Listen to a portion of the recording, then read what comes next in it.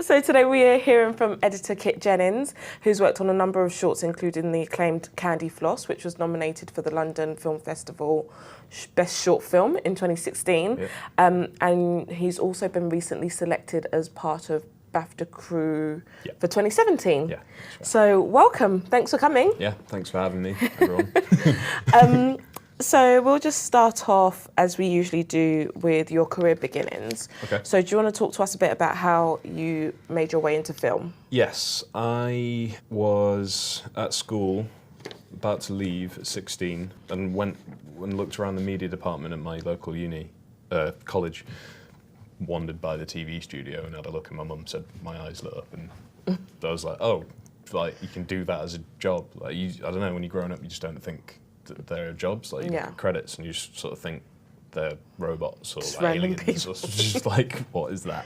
And then you're just like, oh, right, that's something you can actually do. Went straight onto the BTEC moving image course at that college. Yeah, and then my tutor sort of said, have you thought about Ravensbourne, which is a uni down here, at the time was in Chislehurst. So at that point, film was like, I'd love to go into film, but I'm realistic, and like, how do you do that? So it felt like a good move, because it was like, well, I can learn how to edit and sustain myself doing that. I went and did that, went to uni, met 3 guys in halls in the first year, and we just got on really well. And so yeah, we were just making stuff together a lot, and formed House Pictures at that point as well, our company. So I was kind of working like 100-hour weeks, doing this full-time job, which was an agency. It's very fast-paced, very busy, straight out of uni. Yeah, right. I just kind of got to that point where I was like, I need to just, I need to either just settle for a full-time job and do that, or I need to go and do what I want to do. So I just made that plunge, basically. Yeah. Had a horrible first year of freelancing, which was pretty tough. And then you just kind of slowly figure it out. But yeah, that was like the big leap. How important do you think it is for an editor to master the kit and all its functionalities? Not that important. Right. As long as you can do what you want to do in your head, as long as you can use the software. I met an editor when I was 18, and she came in, gave us a talk, and she was saying, oh yeah, someone asked about workflow, and she said, oh yeah, I put my clips in those folders. What are they called? I was like, bins. Bins. She's like, oh yeah, that's it. It's not about knowing bins or not. It's about knowing when to cut. If you want to talk through your process from getting onto a project, and how do you kind of handle the workload and rushes and, bins? Well, I mean, an editor doesn't worry too much about it, because once you get to, professional levels, someone else is doing that a lot of the time. An edit assistant's going to take care of that. I'm literally just get the rushes in, get them synced, watch them, put them into bins as per, the scenes, or just whatever logical arrangement makes sense for you to lay out your clips. Sometimes I might have them laid out in a timeline. Sometimes I might have them in a bin. It just kind of depends on it just kind of depends on the story, really, and how, when you're doing that stuff up front and organising a project, you're actually starting to build the edit in your head. It just makes it easier for you throughout the process, because you're going, right, okay, this is my sort of map, and I've got bins that are numbered, and that's my sort of, I've already thought about the narrative and the story, and where, even if it's a corporate promo, it's like, okay, introduction, quite simple, but you've already got a plan in your head of where you're going to go. What do you feel is key direction and guidance that you can get from a director when cutting a film? To be honest, it's kind of, it's almost like having bumpers up at bowling or something. It's just like little things. It's not a huge thing. You put something together, you feel it, and the director should just be there to bump you. We don't need to linger that much on there, or like, that's not what... It's just that other set of eyes that you both end up kind of doing the same job. I mean, it's obviously going to depend, and like, you do things for one director that they love, and then you might do a similar thing for another director and they think, oh, it doesn't work. But then that just comes into figuring out what's right for each project. And so you have to be friends, and you have to be a bit of a psychologist for them, and all that kind of A lot of stuff. people say that. Yeah, you really do, because you're trying to justify every little decision you make. But yeah, having mutual trust between you. If one person says, I don't think that's right, if I say that and the director says, no, I do, then fine. Fine. And if I really think something, then I'll fight for Push it. for it, And yeah. it's about having that relationship where that's not going to cause tension, because it's not personal, it's just about the work, and it's just about what's best for the piece. Has there ever been like a situation where you've had to come up with some sort of creative solution to kind of lack of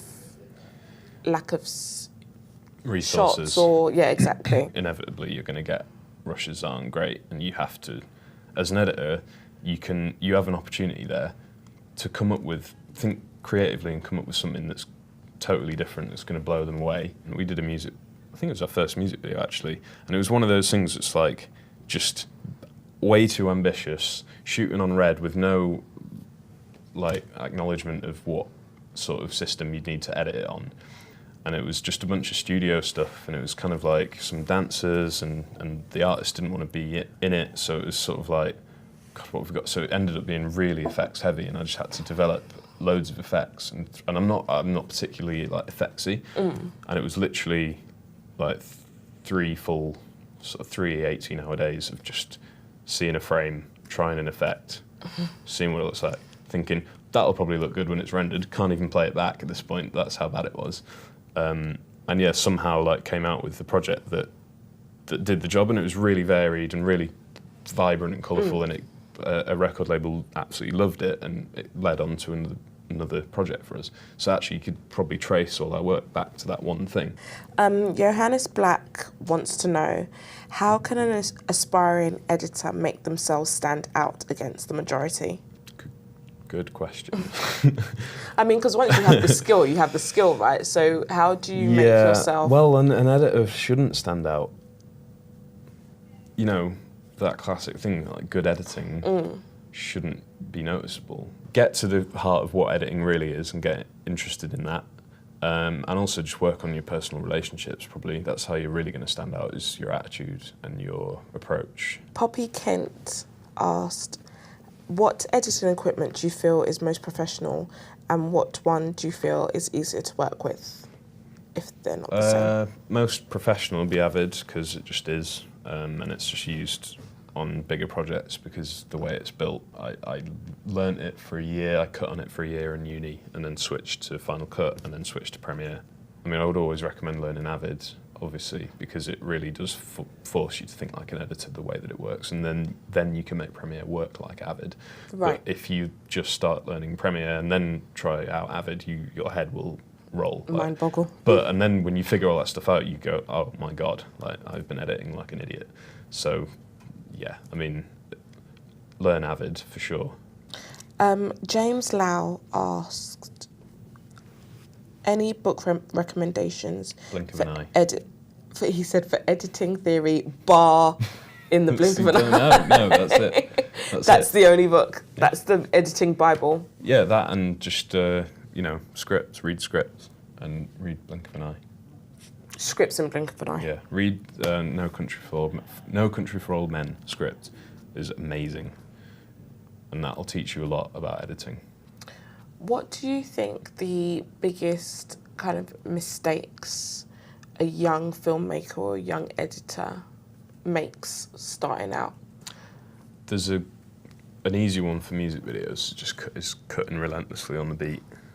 Right. You know, like 1, 2, 3, 4, 1, 2, 3, yeah. 4, 1. Like, it gets boring really quickly. Let the cut go in between the beats and let the movement hit on beats. And I think in general, just maybe cutting too tightly, not letting things play out. It depends on the situation. Like, I mean, a lot of it could just be doing a corporate-y, promo-y thing, and there's just too much. Yeah.